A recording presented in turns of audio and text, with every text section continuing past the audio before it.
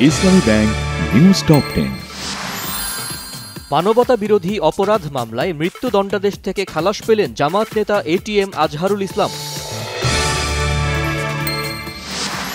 জামাতে ইসলামীর নেতা এটিএম আজহারুল ইসলাম উচ্চ আদালত থেকে খালাস পাওয়ায় ন্যায় বিচার পেয়েছেন, মন্তব্য দলের আমির ডাক্তার শফিকুর রহমানের। মাতারবাড়ি অঞ্চলের অবকাঠামোগত উন্নয়ন দ্রুত শেষ করার নির্দেশ দিয়েছেন প্রধান উপদেষ্টা ডক্টর মোহাম্মদ ইউনূস। সরকারি চাকরি সংশোধন অধ্যাদেশ 2025 বাতিল না হওয়া পর্যন্ত আন্দোলন চালিয়ে যাওয়ার ঘোষণা দিয়েছেন সচিবালয় কর্মকর্তা কর্মচারী ঐক্য ফোরামের কো-চেয়ারম্যান নুরুল ইসলাম।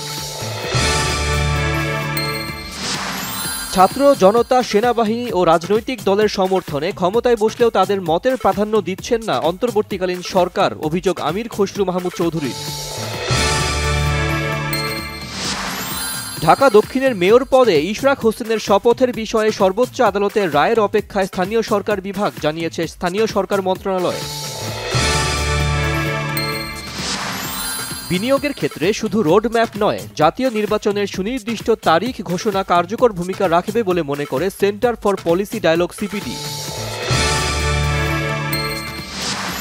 টিআইবির নির্বাহী পরিচালক ডক্টর ইফতেখারুজ্জামান জানিয়েছেন, অনলাইন জুয়ায় প্রায় 1100 মোবাইল ফাইন্যান্সিয়াল সার্ভিসেস এজেন্ট শনাক্ত হয়েছে। ভারত পাকিস্তান যুদ্ধবিরতিতে মার্কিন প্রেসিডেন্ট ডোনাল্ড ট্রাম্পের অবদান আবারও অস্বীকার করেছেন ভারতের পররাষ্ট্রমন্ত্রী এস জয়শঙ্কর। ব্রাজিলে পৌঁছেই কোচ হিসেবে প্রথম দল ঘোষণা করেছেন কার্লো আনচেলত্তি। 26 জনের স্কোয়াডে জায়গা হয়নি নেইমারের।